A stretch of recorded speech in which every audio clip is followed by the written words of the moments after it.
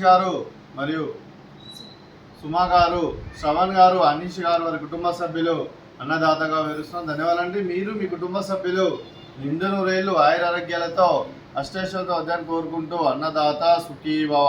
కీర్తిశేషులు శ్రీ హనుమంతరావు గారి సంవత్సరికం వర్ధంతి సందర్భంగా, వారి పుణ్యతిథి సందర్భంగా, వారి జ్ఞాపకార్థంగా ఈరోజు అనగాం చేయడం జరుగుతుంది.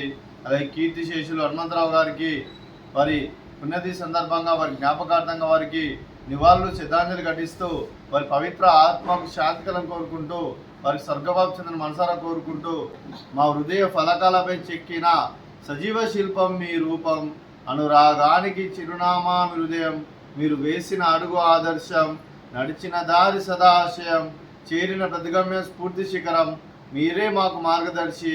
ప్రేమానురాగాలతో మా అందరికి వెలుగునిచ్చి జీవన జ్యోతిగా ఆఖరి వరకు దారి చూపారు.